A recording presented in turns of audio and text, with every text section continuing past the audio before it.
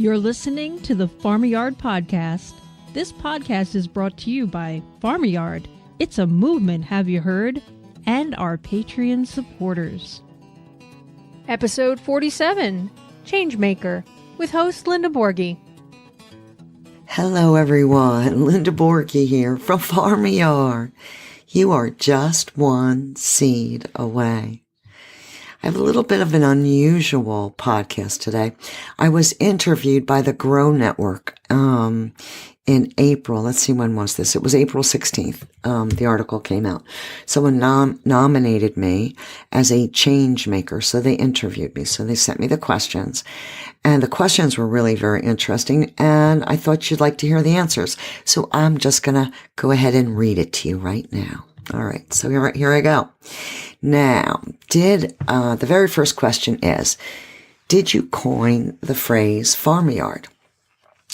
Yes, indeed we did. We even have a jingle because every movement needs a jingle, right? And in the article, there is a link to the jingle, and I will put this article in the show notes, so you'll get the links as well. The next question, can you describe the first stirrings of this movement and what inspired you and your co-founders to create it? I was an urban farmer in the Hudson Valley of New York for 11 years. Farmyard's co-founder, Chris Innerman, was my designer and fairy godmother and always helped me with my business. In the latter part of those 11 years, I taught live stream classes to 5 African nations and Australia, and met my first co-founder, Marcia Howe, when I worked with Fayetteville State University in North Carolina. At the end of my 2015 season, when I grew 300 pounds of garlic, I had to make a decision to either farm full-time or teach full-time. I picked teaching to get exponential results from my efforts. I decided to travel the East Coast in what I called the Grow Food, Earn Money Tour, and it took me from Orlando to Boston and back. When Marcia and I launched Farmyard's online classes, it made sense to bring Chris in too. You've said that the mission of Farmyard Movement is to start a food revolution by localizing food 1 yard at a time. Can you explain the main tenets of this process? Every one of us depends on this thin layer of soil that feeds us, but modern agriculture is stripping nutrients out of the soil and trying to replace them with lab-grown chemicals, while it also forces plants to grow where there are no nutrients or life in the soil. So the food we're eating, even organic, is more and more depleted, all because we've stopped growing healthy soil. Soil is the foundation of all land-bound life as we know it, which means humans too. Why are we getting so sick? Because we really aren't being fed. So our first goal is teaching people to grow healthy soil.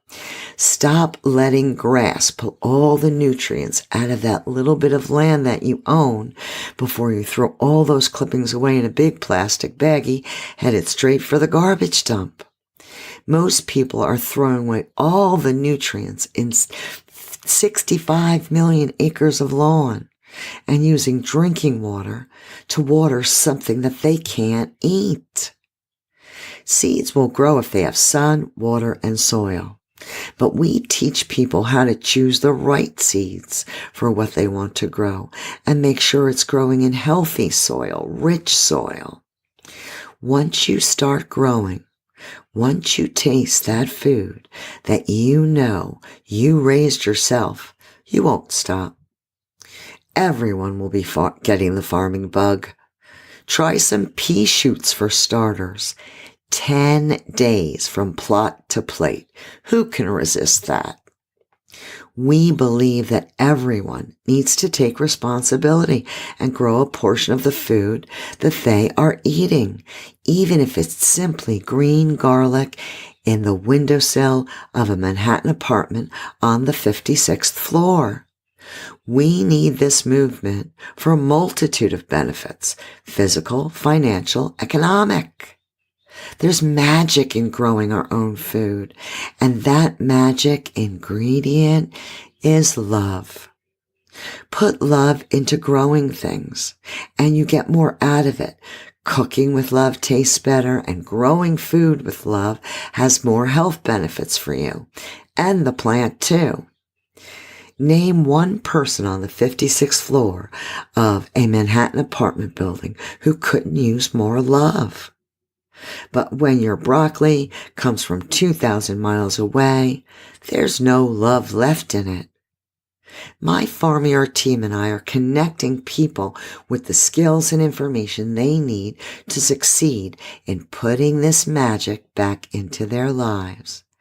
This way, they can successfully grow real, nourishing food right from the get-go. You see, it would truly bother me if anyone failed, because I know their chances of trying again are nil to none. We can change the world, one plot to plate at a time. Why do you feel it is so important for us to know where our food comes from? Unfortunately, we live in a time when food can make us really sick, depending on how it is grown. Our bodies require clean, better than organically grown, nutrient-dense food in order to function like a well-oiled machine. If our food is devoid of nutritive value, we suffer. Every cell in our body suffers, and that suffering is the beginning of disease. You know, it really bothers me that I see organic Washington State apples in stores that are in New York State. And New York State is apple country. This is crazy. When these foods travel that distance, they lose vitality all the way to your mouth. They just don't have the same nutritional density. Also, due to the hardiness needed for what I call the stupid market foods, yes, I coined that term as well, the species and varieties of fruits and vegetables are more and more limited. The food has to be able to be picked before it's ready, or kept for weeks in transit as it gets on a boat or is driven across the country in a truck. These foods are not selected because they're delicious or nutritious. They're picked because they're stubborn. How can home gardeners contribute to the overall wellness? Wellness has everything to do with the kind of relationship we have with food and where it comes from. Gardens open a new awareness and consciousness about the value of whole foods. The garden gives us a place and an activity through which to hone a new relationship with food that is alive, accessible, and fresh. This experience invokes a deep joy and appreciation. The foundational act of eating and the kind of food we consume on a daily basis are either our medicine or our poison. Making a decision to grow some of your own food is powerful. It benefits the body and the soul. Gardens can be places that support emotional healing and so much more. Food brings people together. It supports and nurtures healthy relationships with others, builds community connection, and can even provide new local food entrepreneurial opportunities. Gardens are a place to learn valuable lessons from nature for adults and especially for children that can affect our wellness in every area of our life.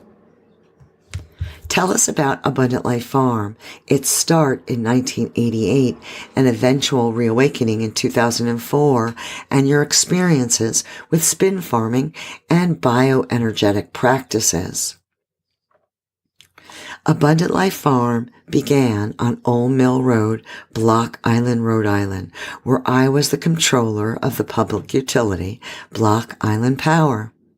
I farmed on 1/4 of an acre, had 23 sheep, 50 chickens, and a milking Jersey cow. We were the only farm in the United States licensed to sell cheese to the public with a herd of only one. That's because I invented a 5-gallon pasteurization machine to do this. I was introduced to biodynamics in the late 90s when I was the first intern at the Pfeiffer Center Garden in Chestnut Ridge, New York. This is the region where biodynamics came into the United States in the 50s. When Abundant Life Farm came back to life in Middletown, New York in 2004, we embraced spin farming, which is small plot intensive. We embraced that model using biodynamic practices. When I began Farmyard, I came upon Evan Folds, the creator of bioenergetic agriculture, which uses biodynamic methods combined with other principles. Over the years, Evan and I have developed a strong relationship, and he is Farmyard's official soil doctor. A soil test is the first step anyone who is really serious about growing nutrient-dense food would take. Visit Evan's webpage and be sure to tell him I said hi to get your soil amendment prescription and find out if you need a little bit of this or a little bit of that, and don't touch those chemicals. After all we need to do is grow the soil to grow healthy people, and Evan can show us how to grow healthy soil. What are some tips for ensuring that our lawn soil is nutrient-rich and primed for crop production?